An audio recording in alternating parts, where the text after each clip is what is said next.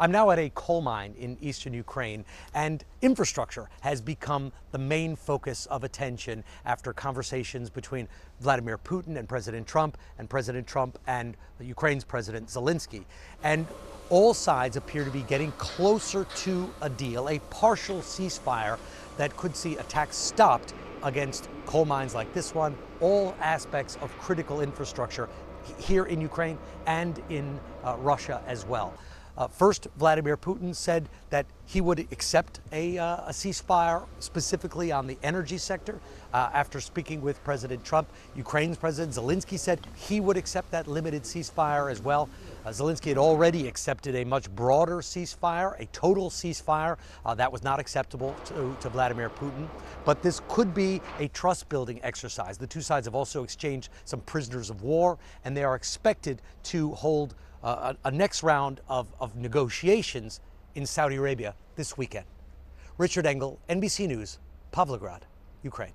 This time, the conversation between President Trump and Zelenskyy went much better. Both sides calling it substantive. Mr. President, with respect. Last time Trump and Zelenskyy met in the Oval, Zelenskyy was bullied, talked over, and accused of being an obstacle to peace. You're gambling with World War III. Now, diplomacy appears to be making some unsteady progress. In a trust-building exercise, Russia and Ukraine exchanging prisoners of war. But so far, nothing has changed on the battlefield. With new Russian attacks overnight in central Ukraine, after a call this week with President Trump, Russia's President Putin agreed to stop attacks on Ukraine's power grid, according to the White House. Ukraine says Putin never did, but the terms were unclear.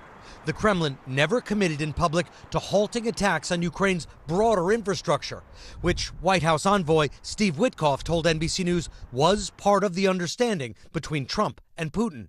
President Zelenskyy, who has already committed to a total ceasefire, said he would accept starting with an energy grid-only ceasefire once the specifics are written down. Much of Ukraine's electricity and heat come from coal. We went deep into a mine in eastern Ukraine this morning.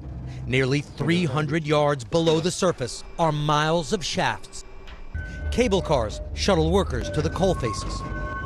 Before the war, only men worked down here. But with hundreds of men out fighting from this mine alone, women have filled the void. Nadia Moskalenko is a 48-year-old grandmother now operating the cable cars. What would a ceasefire on infrastructure mean for you? For me personally, I would love this to end. Two of my sons are fighting, protecting Ukraine, she says.